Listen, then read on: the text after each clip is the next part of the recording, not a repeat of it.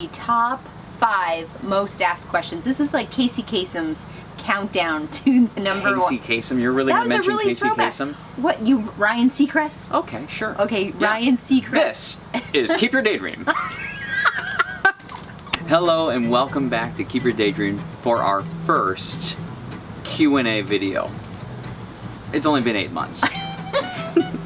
You've asked like 9 times. Better late than never. I've been meaning to do this Q&A for a long time. We have right here our top 5 asked questions. Yes, they're not our questions, they're your questions. Well, the first one is, why did you do this? Good question.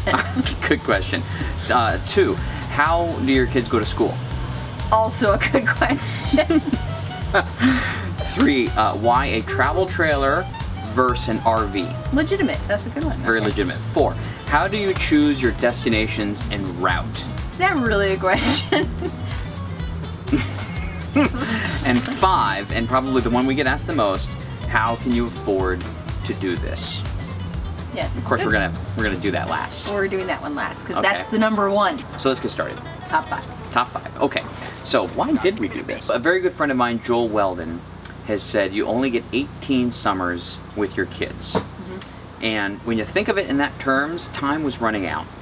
And on top of it, Tori being 16, we only had about 1 more summer with her. Yeah. And so it was kind of like a now or never moment. I have always been really good at being able to figure out what it is we want and putting everything we have towards it. For the good, bad, or ugly, right? We've been able to do that. And so, but what we were receiving was exactly what we wanted, but there was this leftover feeling of like, when are we going to like have that ultimate adventure with our kids? When are we going to have those memories that last? It wasn't about a car or a house or a thing.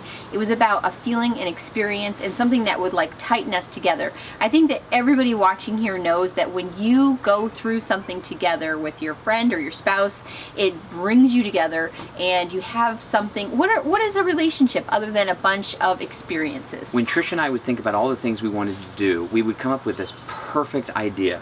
This like perfect type of boat, the perfect type of fifth wheel, whatever the perfect type of whatever. Yeah. And then we would realize after we've concocted this wonderful vision in our brain, well, we can't afford to go do that. Right. And so then we'd say, oh, in like 15 years. Yeah, or 5 years, yes, or in 3 years, or whatever. Where we were finally done, just waiting for our life to get started. We were finally done like, okay, well, I'll do this, this, and this, and then we'll go on a big trip. Or we'll do this, and then we'll go sailing. It was always a reason why it was that, and then. It's up here. It was up here, and so we finally realized if we're gonna do this, we're just gonna have to make it happen. What could we do right now? And we already had a truck to pull the trailer, so it was just a matter of finding a travel trailer that met our needs. We picked a date, I think it was, what, 6 months after we made the decision? And it was May 27th, and we left on May 28th. Yes. Say we answered that question. Okay, question 2. Okay. How did the kids go to school? Well, if I could do it over again. So the kids go to 2 different schools. One is at K-12, which is an international program. It's also just in the States. You log on, they give you a day's curriculum, you do all your work.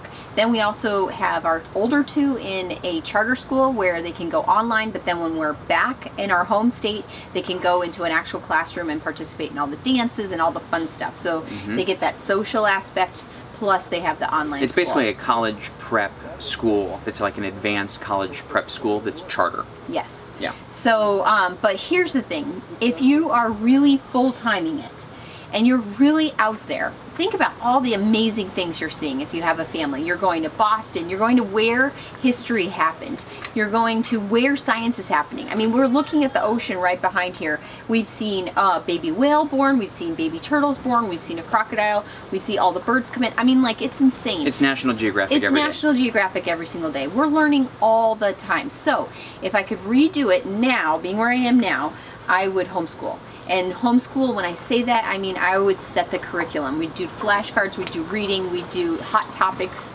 with the news so that we'd have a world perspective. But then we'd just take on where we are and learn about where we are. I wasn't courageous enough to do that back when we started. So that's why I'm saying I would do that now. I wasn't courageous enough because I was worried that I wouldn't set the right curriculum or that my kids wouldn't be at standard or above standard when it was time to take the AZ merit testing. I just went with an online program, but the problem is We don't have Wi-Fi every day. We are constantly in a battle with, oh, you should have attended this online class, which in my opinion isn't nearly as cool as what we're doing in real life. Yeah. And so if anybody is in the middle of making that decision, if you feel like you need help in your organization and you want to stay on task, go that K-12 route, go that local charter school route where you can plug in online. But really just believe in yourself and the process of going and doing it yourself. Because at the end of the day, if your kids are reading and they're doing math and they're learning about the world around them, they're going to be fine. Question number 3, why a travel trailer versus an RV? And I'll tell you, I get a lot of comments like, don't you guys get tired of driving in your truck? I can never drive that much. Your kids are all sitting next to each other in the back of the truck. Let me start this one off with a big RV myth. When you are RVing full time, you spend very little time driving. Yeah, you really plan your days and say, we're going to take this 4 hours and we're going to drive. Or maybe even less and maybe a little bit more. We went around the entire country over 6 months, and travel days were about twice a week. And a travel day consisted of about 2 to 5 hours worth of driving.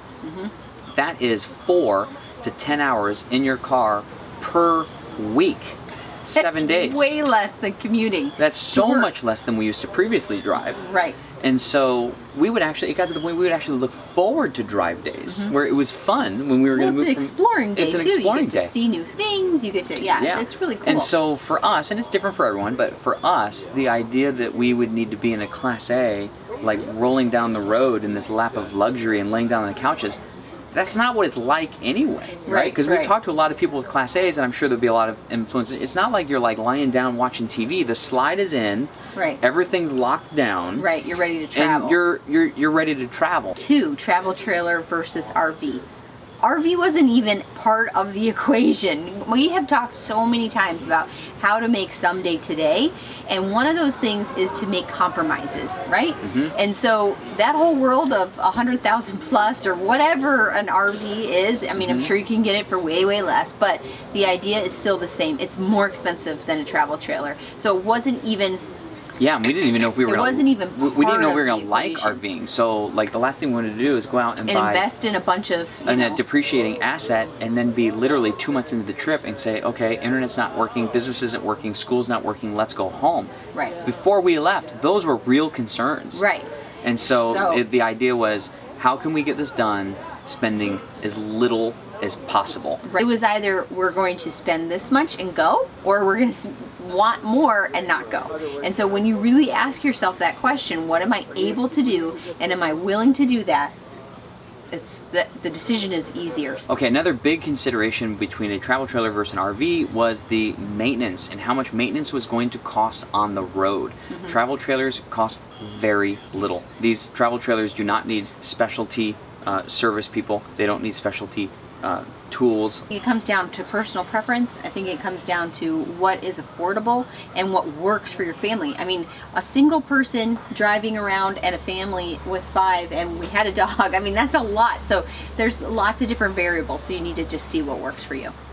Yeah, plus RVs are set up mostly for a couple. The term is cocktails for 6, dinners for 4, sleeps 2. Yes. And you know, a lot of them are set up for that. And maybe when Trish and I are empty nesters and we're doing it, maybe at that point we'll be ready for an RV, because you just pull into a site, it self-levels, put the slide out, you're set up. Right. That's pretty nice. Travel trailer, 5th wheel, I mean, I'm a good 20 minutes to get everything kind of set up and working. And get it working. But again, we're at a stage of our life where I actually kind of enjoy that part of the process. Well, whereas maybe if we were retired, I would just want to hit a button.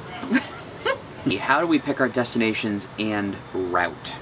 It's a great question. Good question. Wanted to use this trip as an opportunity to see places that we would never normally get to go see. Like, we've heard great things about Maine. It's super far away from Arizona. So we wanted to go see that.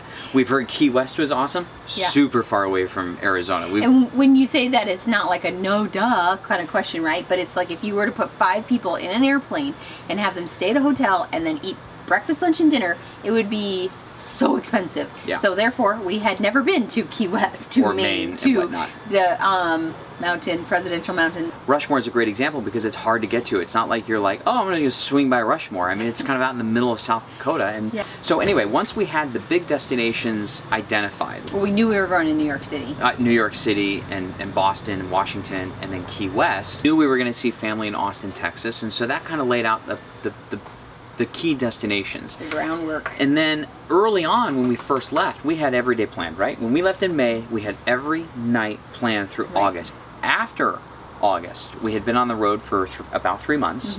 We kind of had our rhythm. We were completely comfortable at this point with Walmarts.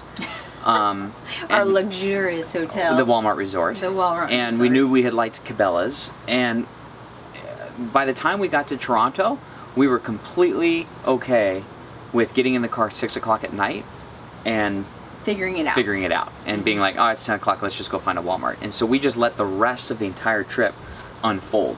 And so then, to answer your question, how do we pick our route? We would watch YouTube videos on cool places. We would read blogs, and we'd say like, hey, we're in Florida, and I just saw this video on Devil's Den. Let's go to Devil's Den. In fact, Trish found the video. So we would just basically let the next place we wanted to go, and we would go there. It was very serendipitous, and that was the best way to go. Because you realize how small the United States is when you get to have your own hotel room, and you can stay for as long or as short as you want, and it's extremely affordable.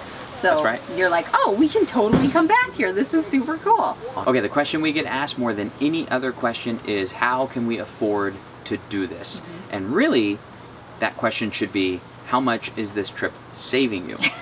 It's totally true. And it's a totally fair question. I mean, how much is this costing you? And before you really start to understand what RV living full-time is, I mean, would we have thought... It looks expensive. It looks really expensive. It looks expensive. I even have friends that are like, how are you doing this? Right. It looks a lot. I get it. But here's the thing. We're not maintaining our old life. We said, we're done with that. We put $100 a month worth of stuff in storage because we thought, well, we don't want to replace major furniture purchases that we've made over time, because a year of storage, and at the time it was only 6 months, was only $600. Well, you can't replace a whole house full of furniture for $600. So we said, whatever will fit into this storage unit is what we're keeping, and if it doesn't, it gets the chicken wing. It's a 10 by 20 and super tall, and we have professional movers. It's like Tetris.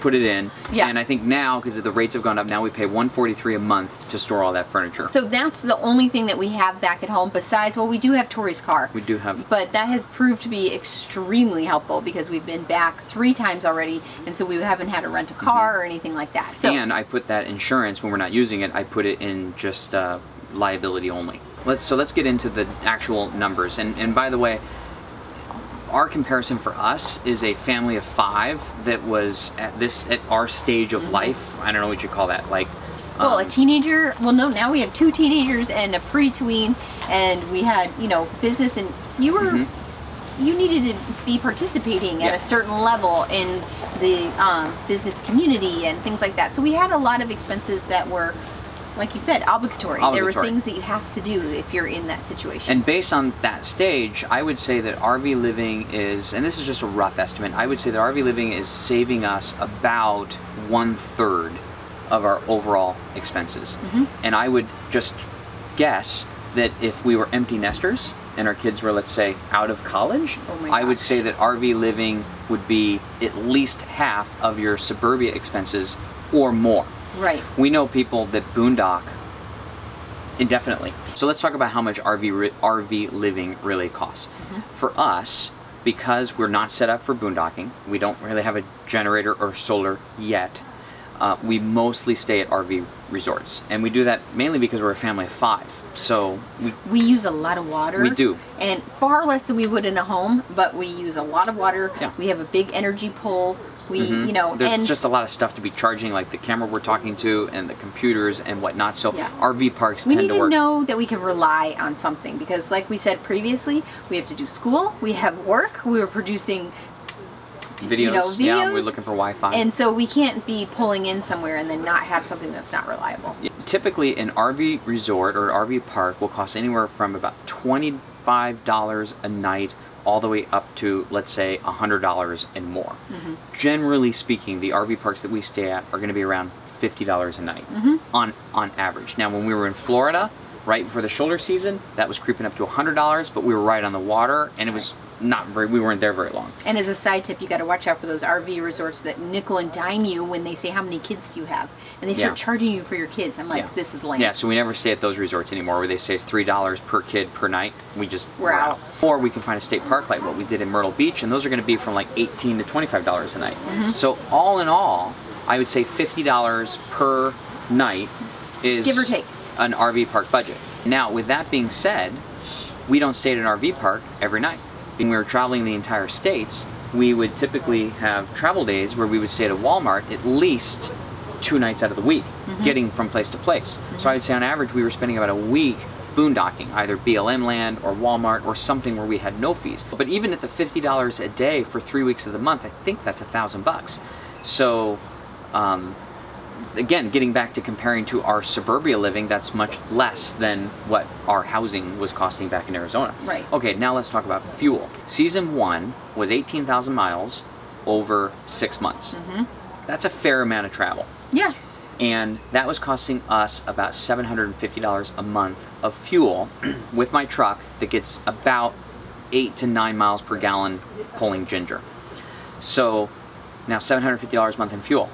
That's less than we spent back at home, because back at home I was driving to meetings every single day. Trish was driving the kids to school, and we were driving the kids to activities. My car had 25,000 miles on it every year, no questions asked. Yeah, both of us. And that wasn't even going on a trip, because we'd use your car for trips. Yeah, all in all, we were driving 50,000 miles a year in suburbia. And somehow we were driving 50,000 miles a year in a 10-mile circle. I would just go like this. I feel like I should have wound my car up. So we're actually spending a lot less in fuel than we would. Okay. Food is probably our biggest expense still, and I think it's fair to say, look at what you're spending in food right now, and it's probably going to be pretty comparable on the road, if not a little less, because in RV travel, you're pretty much eating breakfast, lunch, and dinner. There's a lot of food waste that goes on in a home.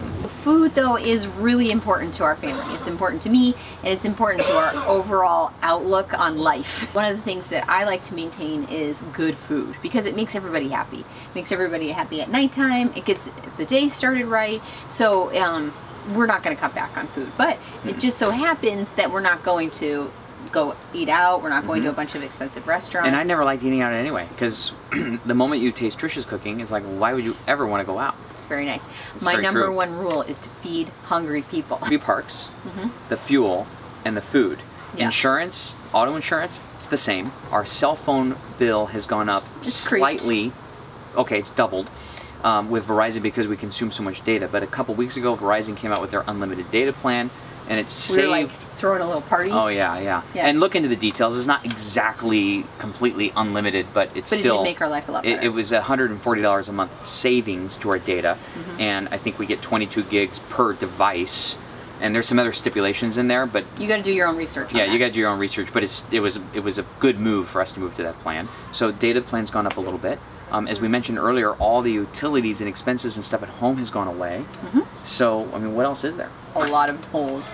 So anyway, but not really. I mean, like, I complain about the tolls a ton, but in the grand scheme of things, we went now 22,000 miles and we're under $500 in tolls. Yeah. So in the big picture, tolls nothing. are not very much money. The other things is you're getting to these great places, and so you kind of need to prioritize what kind of things you're going to do when you get there. Like when we went to Boston, we wanted to do the boat tour, but we were kind of like, well, we're already in Boston, we're already spending, you're in a city, so it's more expensive, even the food is more expensive. That's so right. we were like, well, we're not going to do that, because by the time you buy one ticket, but you have to buy it 5 times. It's the 5 premium that just does me. It's really like the duck tour is like it's nothing. What do you think? If it's $30, I think, okay, that's a reasonable price for 30. So 30 times 5. It's just it's just like $150 to go right around in a duck.